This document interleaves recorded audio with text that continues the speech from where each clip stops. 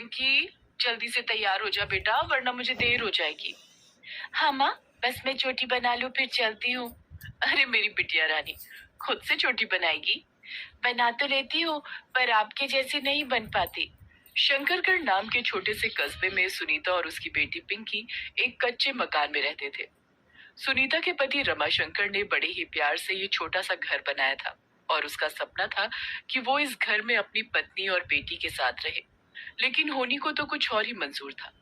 घर जब तक बनकर तैयार हुआ, एक सड़क हादसे में रमाशंकर की जान चली गई। अब सुनीता पर पिंकी को पालने की जिम्मेदारी थी। सुनीता ज्यादा पढ़ी लिखी नहीं थी, इसीलिए उसने मजदूरी करना शुरू कर दिया। सुनीता सुबह जल्दी उठती, खुद तैयार होती और फिर पिंकी को तैयार करती।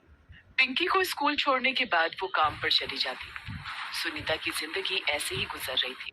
पिंकी, तैयार हो गई क्या? हाँ माँ, मैं पूरी तरह तैयार हूँ। अरे वाह, आज तो बड़ी अच्छी चोटी बनाई है तूने। नहीं माँ, तुम्हारे जैसी चोटी तो कोई नहीं बना सकता, और तुम्हारे जैसे कढ़ी चावल भी कोई नहीं बना सकता।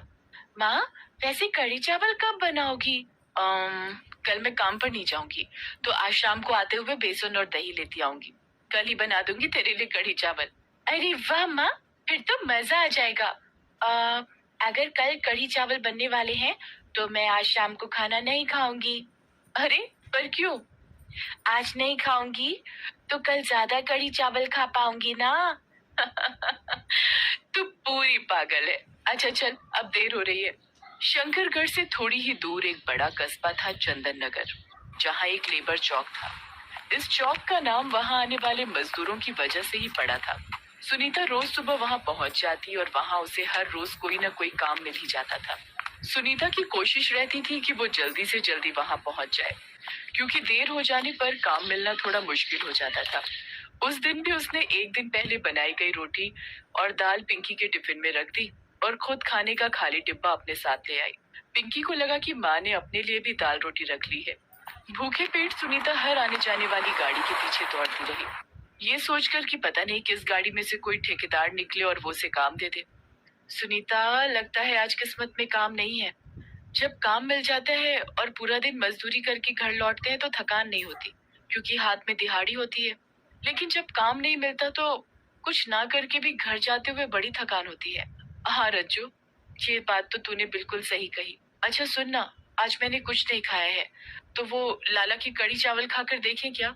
नहीं रज्जू, कमाई कुछ नहीं हुई है, ऊपर से लाला पता नहीं कितने की देगा कढ़ी चावल। चल ना, मुझे पता है तू भी बस खाली डिब्बा लाई है अपने साथ पिंकी को दिखाने के लिए। अच्छा चल, एक प्लेट में से दोनों आधा आधा खा लेंगे, अब तो ठीक है? अच्छा ठीक है। रज्जू सुनीता की बहुत अच्छी दोस्त थी, उसकी हालत भी सुनीता जैसी ही थी। दोनों ज्यादातर साथ में ही मजदूरी करने जाती थी। रज्जू बहुत बातूनी थी और सुनीता बहुत शांत। दोनों लाला की दुकान पहुंची तो रज्जू ने वहाँ काम करने वाले एक आदमी से पूछा, क्यों भैया, कढ़ी चावल है क्या? हाँ है। कितने के दिए? 100 रुपए। 100 रुपए की 2 प्लेट? ये कुछ ज्यादा ही महंगा नहीं है? ऐसा करो, एक ही प्लेट लगा दो। ओ महारानी, 2 प्लेट नहीं, एक प्लेट है 100 रुपए की। हैं? अरे पागल है क्या तू? 100 रुपए की कढ़ी चावल? कढ़ी में क्या सोना घिस के डाला है तूने? मेरा टाइम खराब मत कर, खाना है तो पहले पैसे दे, वरना आगे बढ़। चल न रज्जू, मैंने कहा तो था तुझसे, यहाँ खाना बहुत महंगा है। अरे तू रुक, अब तो बात इज्जत पर आ गई है। ओए, तूने हमें क्या एरा गहरा समझा है क्या? जा, एक हाफ प्लेट ले आ। हाँ, हाफ प्लेट में तुम दोनों खा लोगी। तुझसे मतलब? हाफ प्लेट तो 50 की है ना? तुम 50 ही दे देना, वैसे है तो 60 की। वेटर एक छोटी सी प्लेट में कढ़ी चावल ले आया जिसमें सिर्फ एक ही पकौड़ा था। रज्जू ने उस पकौड़े को देखा और उसे लाला की कंजूसी पर बहुत गुस्सा आया। उधर सुनीता उसका तमतमाया हुआ मुंह देखकर बस हंसी जा रही थी। रज्जू ने जैसे ही पहला निवाला खाया तो मुंह बिगाड़ते हुए बोली, थू, इसे कढ़ी चावल कहते हैं? ठीक ही तो है, चुपचाप खा लेना। तू ही खा, इतनी बकवास कढ़ी तो मैं कभी ना खाऊं। कसम खाकर कहती हूँ, आज के बाद लाला की दुकान पर मेरी जूती भी नहीं आएगी। तेरी जूती अपने आप चलती है क्या? मेरा मजाक मत बना, वरना इसी केसर वाली आलिशान कढ़ी से तेरा मुंह रंग दूंगी। जितनी महंगी कढ़ी थी उसका स्वाद उतना ही बुरा था। सुनीता ने तो मन मार के खा भी लिया, लेकिन रज्जू ने तो उस कढ़ी का दूसरा निवाला तक नहीं लिया।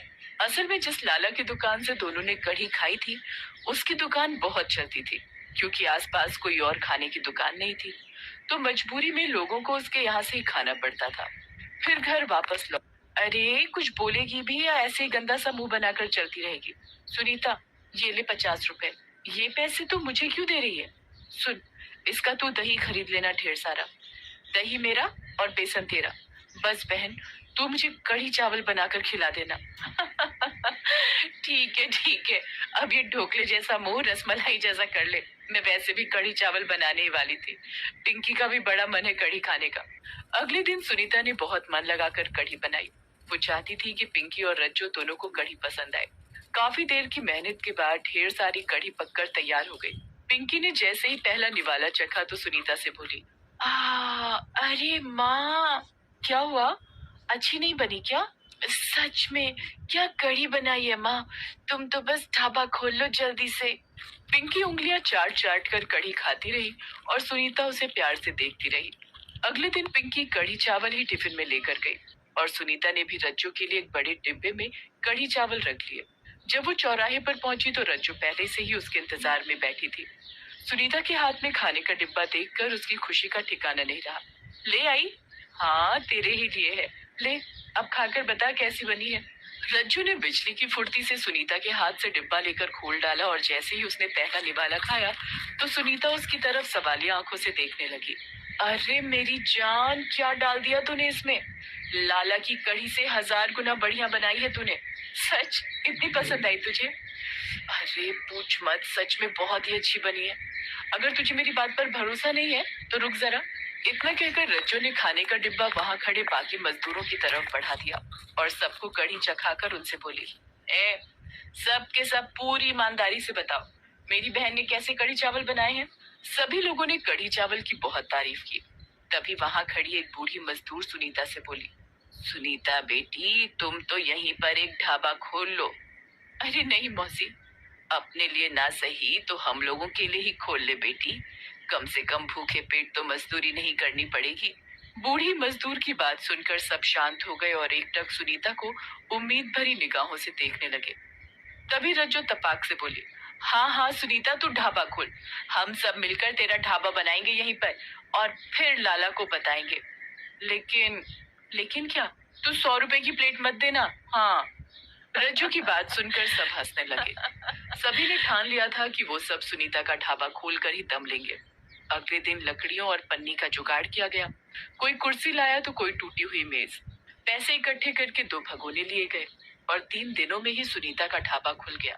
बेसन और चावल के लिए रज्जू और सुनीता दोनों ने पैसे मिलाए। फिर अगले ही दिन सुबह सुबह सुनीता ने कढ़ी चावल बना दिए, वो भी मजदूरों के वहां आने से पहले। पिंकी और रज्जू ने भी उसकी पूरी मदद की। सबने कढ़ी चावल खाए और जमकर तारीफ की।